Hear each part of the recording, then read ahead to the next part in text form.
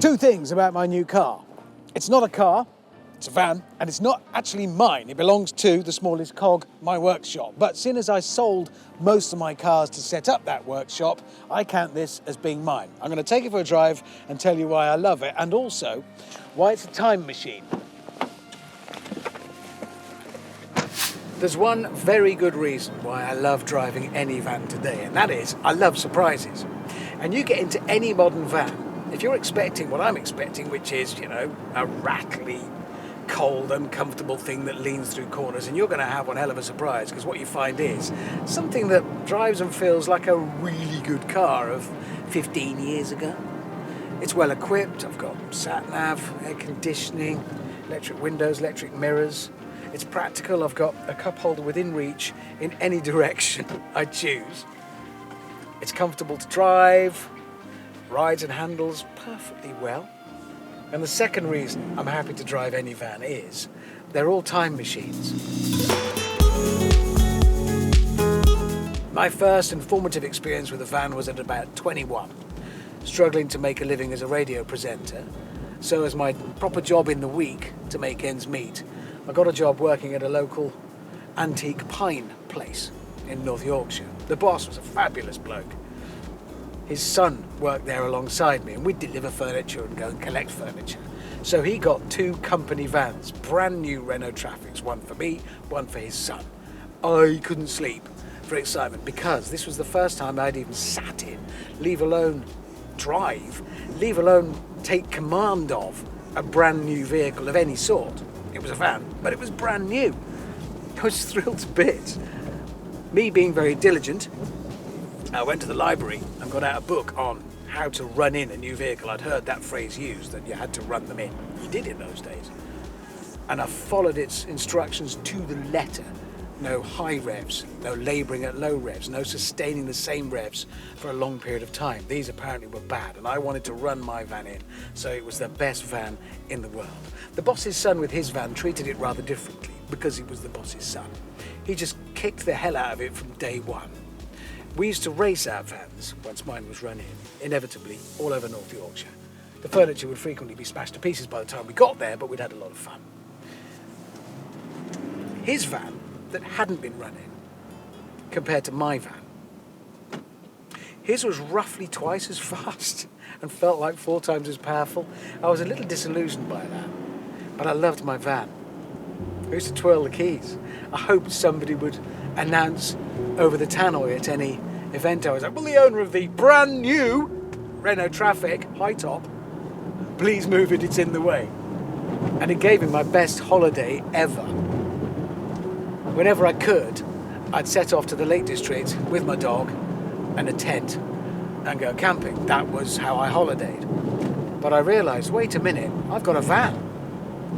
It's a van in the week, but at the weekends, if I strap an armchair in the back and a box and a camping stove, it could be a camper van. And that's what I did. An old armchair, ratchet straps, that was fixed in place, a big wooden tea chest to put all my clobber in, and a camping stove strapped to the floor. I had a camper van. I set off to the Lake District with my dog in my camper van and had the best holiday I've ever had. And every time I get in a van now, that's why it's a time machine. It's not that I remember that holiday, I'm on it again. I close the door, the world is shut outside, I am 21. And I'm going to the Lake District in my brand new van. And like pretty much everybody else, I've had to drive vans numerous times since, and every time I've driven it, it's been for a reason, a purpose. Moving house, going bike racing, helping a friend move house, practical reasons, events. Therefore, whenever I drive a van now, I am immediately connected, and I mean meaningfully connected.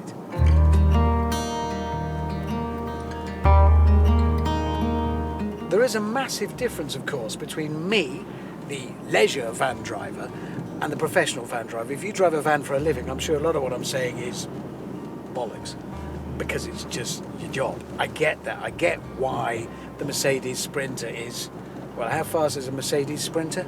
Slightly faster than whatever you're in. That's why it's an inch from the back end of it on the motorway.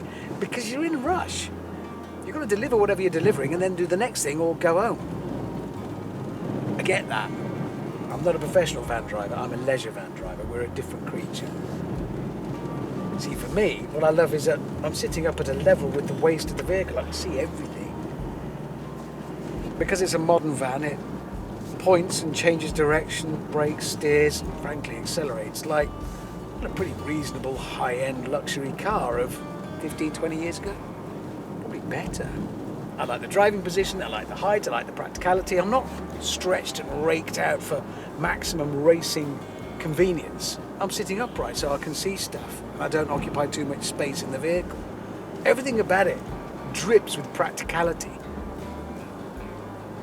Driving a van is a reminder that driving generally it's for practical reasons. Yes, it's sport, it's fun, it's exciting, it's exhilarating, but it's mostly about getting you and stuff from where you are to where you and it need to be.